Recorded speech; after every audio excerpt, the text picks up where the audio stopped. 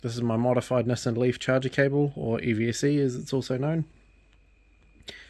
Now in its current mode, it's working exactly as it should. It's a 15 amp supply, and this unit here, all it does is it tricks the EVSE into thinking it's plugged into a vehicle, and then it gives you just a mains output there. So I'm just using that for testing at the moment.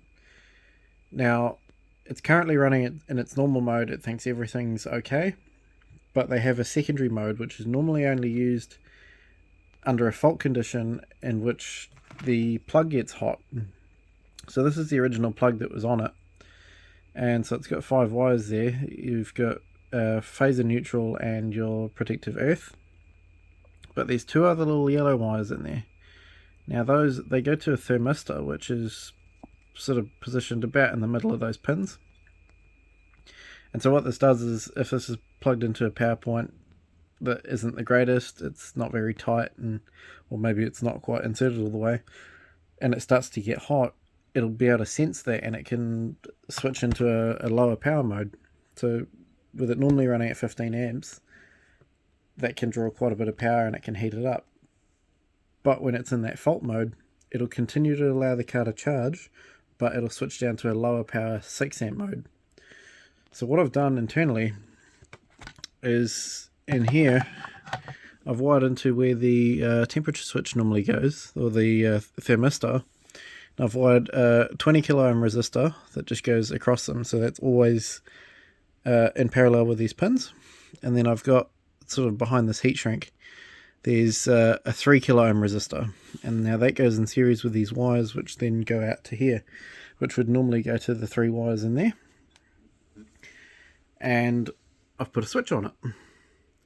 So what it does is it switches that extra 3 kilo ohms in parallel with the 20 kilo ohms. So if I flick the switch, it takes a second, the fault lights will come on. So it flashes like that. Now, as long as that middle orange charge light is flashing, it means it's in that 6 amp charge mode. So you won't be stranded, it'll just take a lot longer for the car to charge. So it flashes like this, but you may be wondering, what happens if I switch it back while it's charging?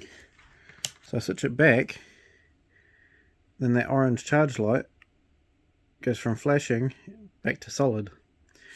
Now it stays solid, indicating that it's charging at 15 amps, or it's allowing the car to draw 15 amps, but these top and bottom lights, they stay flashing, and even if I disconnected this, so it thinks that the car has finished its charge cycle, it will let me know that at some point it has got too hot for it to charge at its maximum charge rate for the whole cycle.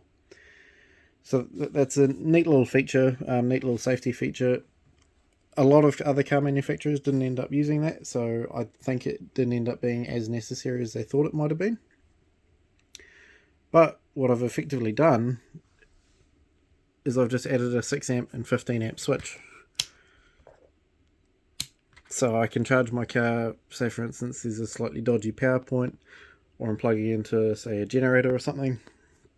I can switch it to 6 amp mode, charge the car at a slower rate, and then when I want to charge it the full 15 amps, I can switch it back to 15. So what I'll do is, it's currently back in the 15 amp mode, so I'll turn it off, so it switches off, you turn it back on, and it returns back to normal. But if I turn it off and switch it back to 6 amps, turn it on, and then fairly quickly it switches back into that fault mode, which is charging at 6 amps. And all that this has to do is it just changes the PWM signal on the control pin out to the car. The car recognizes that and draws the corresponding amount of current, or limits its current to whatever the EVC is telling it can do. Now, I wouldn't recommend anybody do this. It's kind of sketchy, and actually these are technically not legal to use where I am. These are only rated for 200 volt. However, the circuitry kind of does still work anyway, because the early ones, they had a transformer instead of a switch mode power supply, and the transformer would go bad.